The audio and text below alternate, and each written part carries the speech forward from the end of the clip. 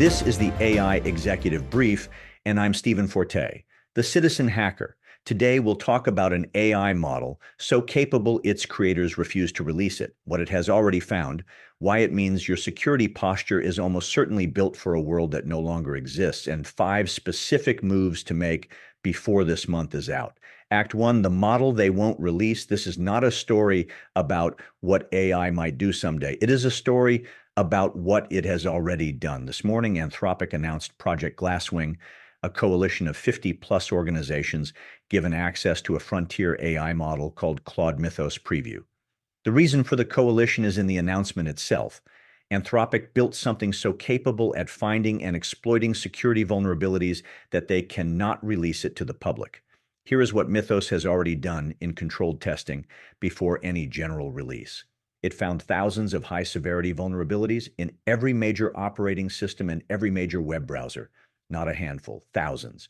It found a bug in OpenBSD, the operating system running enormous portions of the world's server infrastructure, that had survived for 27 years. 27 years of security audits, millions of automated tests, tens of thousands of expert reviews. Mythos found it in weeks. The exploit: send 2 specific packets to any OpenBSD server and you crash it. Remotely, instantly, no credentials required. It found a flaw in the Linux kernel, the software that runs most of the world's servers, that lets an ordinary user account escalate to complete machine control just by running a binary from a standard user login. And here is the detail that I keep coming back to. Anthropic stated that Mythos found and developed these exploits entirely autonomously without any human steering. The coalition includes AWS, Apple, Microsoft, Google, CrowdStrike, JP Morgan Chase, Palo Alto Networks, and the Linux Foundation. The goal is to use Mythos to find and patch these vulnerabilities before the model, or one like it, falls into other hands. Anthropic's own words: it will not be long before such capabilities proliferate, potentially beyond actors committed to deploying them safely. The fallout for economies, public safety, and national security could be severe. I've been sitting with that phrase. A company describing its own creation as severe, that is not a PR choice. That is an honest assessment. The question this raises isn't whether to be alarmed. It's, what does your organization's security posture look like against a threat that doesn't need expertise, only access, and can find in weeks what no human found in decades? Act 2, the reality check. This is not about exotic cyber weapons or nation-state adversaries. The data on how companies actually get breached is almost mundanely simple and almost universally unaddressed. I have had administrative access to a lot of companies across a lot of industries, and I will tell you, the gap between how secure most organizations believe they are and how secure they actually are is significant. Not because they haven't bought tools, because the tools can't fix the human problem. Between 74 and 95% of all data breaches involve the human element. That means a person, not a sophisticated exploit, not a zero-day vulnerability, is the door. Here is what that looks like in practice. 94% of passwords are reused across multiple accounts. Only 3% of passwords meet the minimum standards set by the National Institute of Standards and Technology. In a data set from a single 2025 breach, 16 billion passwords, 56 million people had used the word password, 53 million had used admin. Stolen credentials sell on the dark web for $10. A weekly subscription to fresh stolen passwords costs $81. When a credential breach occurs, the average organization takes 328 days to detect it, nearly 11 months. That means the attacker has been inside, reading, moving, mapping, for the better part of a year before anyone knows. On patches, there is a common assumption that prompt patching is sufficient protection. Mandiant's 2025 analysis found that the average time to exploit is now -1 day. Attackers are exploiting vulnerabilities before patches are publicly available. And once a patch ships, AI can reverse engineer exactly what was fixed and develop a working exploit on unpatched systems in hours, not weeks.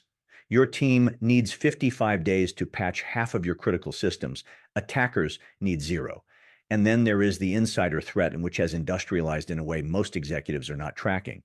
Cyber criminals are now actively recruiting your employees on dark web forums, offering $3,000 to $15,000 for network credentials or admin access. In 2025, there was a 69% increase in employees voluntarily offering access to outside actors. The Medusa ransomware group contacted a BBC journalist and offered them 15% of any ransom payment for access to the employer's network. This is not opportunistic. This is a structured recruitment operation. Here is the scenario I want you to hold in mind. You have a company of 400 people. One network administrator didn't get the promotion they expected. They are frustrated. They appear by name, by employer, by title on a dark web forum that specifically targets IT professionals at mid-sized firms.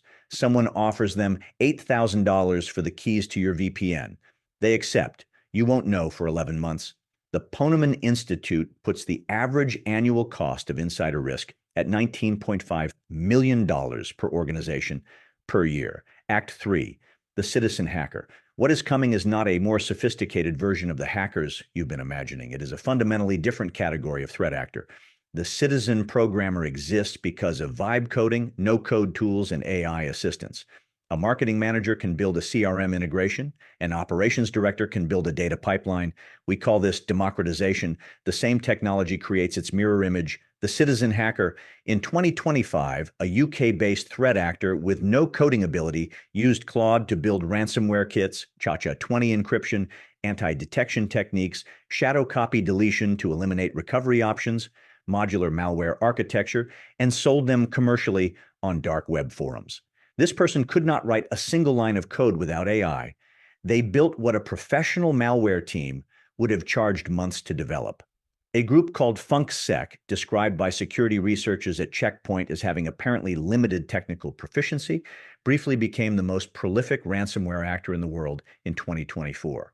Their code was almost entirely AI-generated, and in what Forrester now calls vibe hacking, a single threat actor in 2025 used an AI agent to attack 17 organizations, hospitals, emergency services, financial firms, autonomously. The AI performed 80 to 90% of the work: reconnaissance, credential harvesting, personalized ransom notes for each target. Months of expert work completed in weeks. Anthropic described it as unprecedented. CrowdStrike found that the average time from initial breach to lateral movement, attacker inside and moving through your systems, fell to 29 minutes in 2025, down 65% in a single year. The moat that has protected most companies is not security investment. It is the scarcity of skilled attackers. Meaningful intrusion required genuine expertise. That expertise was rare. The citizen hacker erases that moat entirely. When anyone with motive and access can deploy a malicious agent that crawls your network, corrupts your backups, and destroys your workflows, the rarity assumption is gone. The 5 moves. These are not aspirational. They are the minimum floor for any organization that takes this transition seriously. 1. Credential audit this week. Assume compromise, run every company account through Have I Been Pwned. Mandate multi-factor authentication across email, VPN, cloud environments, and SaaS tools, no exceptions. Deploy a company-wide password manager. Identity management alone saves organizations an average of $6.1 million annually in avoided breach costs. 2. AI log monitoring as your first AI deployment. If you have been uncertain where to start with AI in your operations, this is the answer. An AI-powered SIEM, security information and event management, analyzes your logs continuously by the minute and flags anomalies before they become incidents. SentinelOne Singularity, CrowdStrike Falcon, Splunk AI SOC. AI-driven detection reduces response delays by 90%. Your IT team can implement this without a company-wide AI strategy. Start here. 3. Treat your AI agents like employees. Every AI agent running in your environment has credentials, access rights, and behavior. Only 19% of organizations currently classify AI agents as insider risk subjects, even though they can move, access, and exfiltrate data at machine speed. Map every agent, govern every agent. 4. Behavioral monitoring for the insider. You need systems that flag anomalous access, unusual download volumes, off-hours movement, lateral activity through your network before the damage lands. This is not surveillance, it is a fire alarm. Identity management and behavioral intelligence combined save an average of $11.2 million annually. 5. Patch continuously, not quarterly. The moment Microsoft releases a patch, attackers are reverse engineering it. The grace period is gone. Automatic and continuous patching is the new baseline. So today, an AI model that found in weeks what decades of human review missed, a credential and insider landscape that was already broken before any of this arrived, and a new class of threat actor who requires skill only to the degree that they can type a prompt. The thread through all of it is this: the scarcity of capable attackers was always the real moat. That scarcity is over. Your current security posture was designed for a world where breaking in required expertise. That world ended this year. That is the AI Executive Brief for Wednesday, April 8th. I am Stephen Forte. If this was useful, share it with someone who needs to hear it. I will be back Thursday with more. Until then, stay sharp.